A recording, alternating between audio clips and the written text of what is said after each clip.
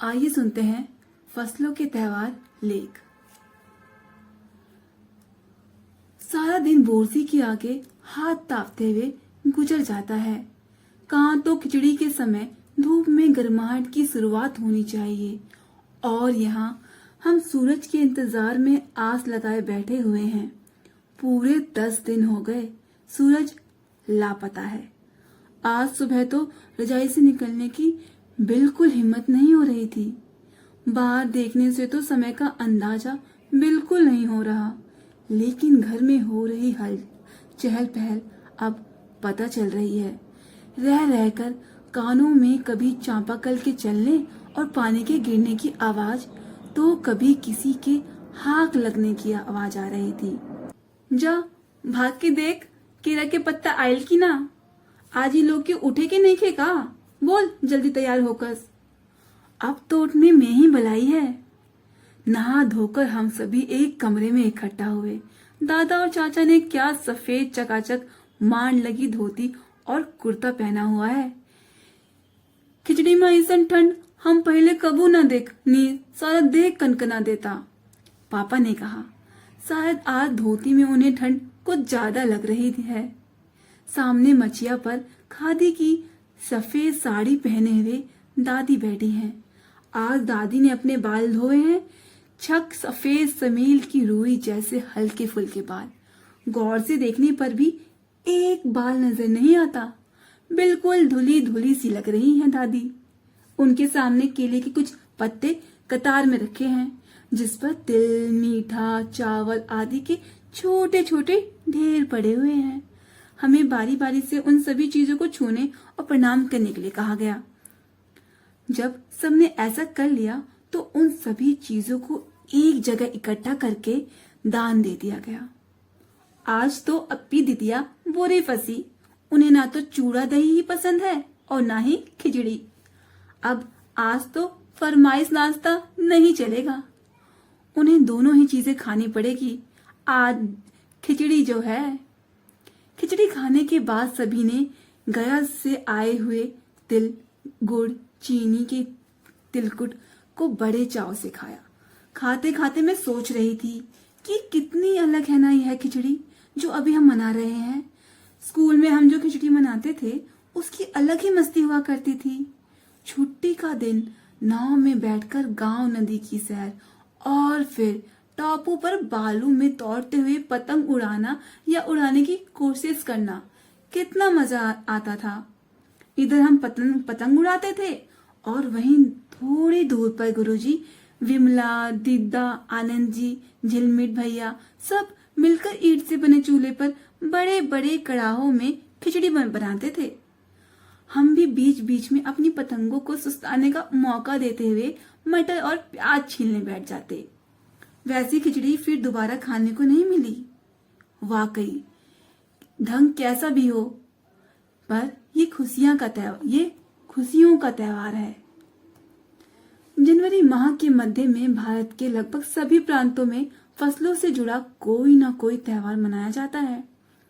कोई फसलें के तैयार होने पर खुशी बांटता है, तो कुछ लोग इस उम्मीद में खुश होते हैं कि अब पाला कम होगा।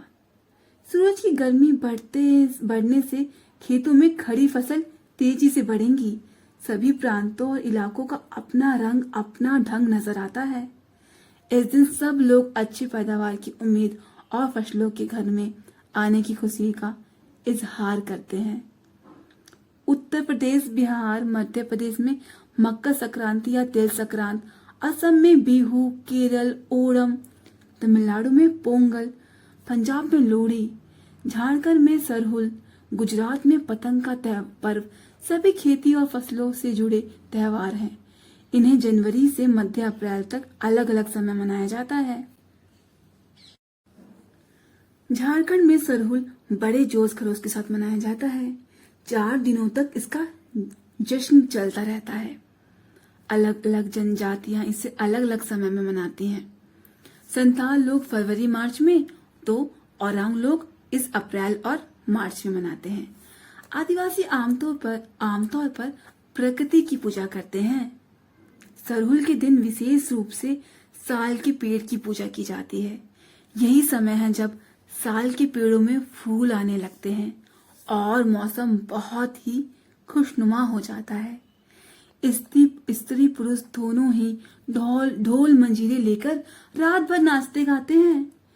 चारों ओर फैली हुई छोटी छोटी घाटियां, लंबे लंबे साल के वृक्षों का जंगल और वहीं आसपास बसे छोटे छोटे गांव, लिपे पुते कनीरे से बुहारे और सजाए गए अपने घरों के सामने लोग एक पंक्ति में कमर में बाहें डालकर नृत्य करते हैं।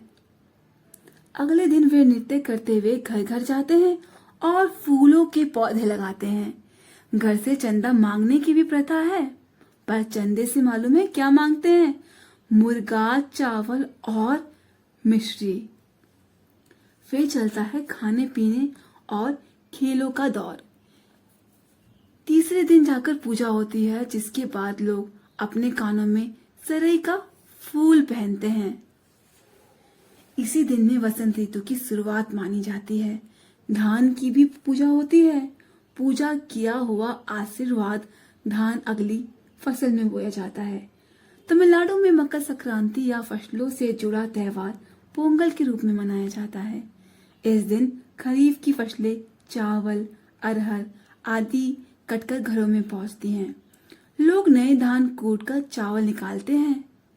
हर घर में मिट्टी का नया मटका लाया जाता है, जिसमें नए चावल, दूध और गुड़ डालकर उसे पकाने के लिए धूप में रख देते हैं।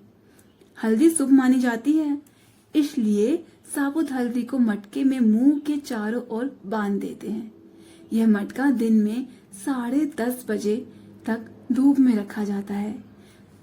जैसे ही दूध में उफान आता है और दूध चावल मटके से बाहर गिरने लगता है, तो पोंगला पोंगला पोंगला पोंगल, खिचड़ी की उफान आ गया, ऐसे स्वर सुनाई देते हैं।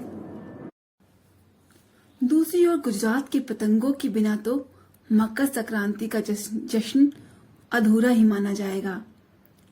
इस दिन आसमान की ओर यदि नजर उठाएं तो शायद हर आकार और रंग रूप की पतंगे आकाश में लहराती हुई मिले। प्रत्येक गुजराती, चाहे वह किसी भी धर्म, जाति या आयु का हो, पतंग उड़ाता है। हजारों लाखों पतंगों से सूर्य भी ढक जाता है। कुमाऊनी में मकर संक्रांति को घुंघतिया भी कहते हैं।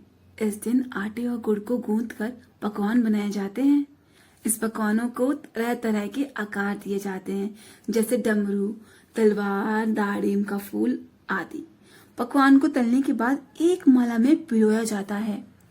माला के बीच में संतरा और गन्ने की कंडेरी पिरोई जाती है। यह काम बच्चे बहुत रुचि और उत्साह से करते हैं। सुबह बच्चों की उनको माला दी जाती है। बहुत ठंड के कारण पक्षी पहाड़ों में चले जाते हैं। उन्हें बुलाने के लिए बच्चे इस माला से पकवान तोड़ तोड़ कर पक्षियों को खिलाते हैं और गाते हैं। कौआ आओ घूंघट आओ, ले कौआ बोड़े माँ के दे, जाने सोने को घड़ो, खा ले पूरी माँ के दे, जा सोने की चूरी। ऐसे इसके साथ ही जिस चीज की उन्हें कामना होती हो वह मांगते हैं। ना कितने अलग अलग अंदाज मकर संक्रांति के मनाने के। कहीं दूध, चावल और गुड़ की खीर बनती है, तो कोई 5 प्रकार के नए अनाज की खिचड़ी बनाता है। कहीं कहीं लोगों को सैलाब, नदी में स्नान के लिए उमड़ पड़ता है। लोग ठंड से ठिठुरते रहेंगे, पर बर्फीले पानी में कम से कम एक डुबकी तो जरूर लगाएंगे। हाल यह होता है कि इस जगह पर तिल रखने में को भी जगह नहीं होती। तिल से याद आया, मकर संक्रांति के दिन तिल पानी में तिल डालकर स्नान करना, तिल दान करना, आग के तिल डालना, तिल में पकवान बनाना विशेष महत्व रखता है। तुम्हारे घर या इलाके में इस त्योहार को कैसे मनाया जाता है? इस खिचड़ी पोंगल मकर संक्रांति या कुछ और कहा जाता है, या तुम फसलों से जुड़े कोई और त्योहार मनाती हो? यदि तुम आपस में बात करो तो तुम्हें यह जानकर हैरानी होगी कि कई बार एक ही इलाके में रहने वाले लोग भी इस त्योहार को अलग अलग ढंग से मनाते हैं।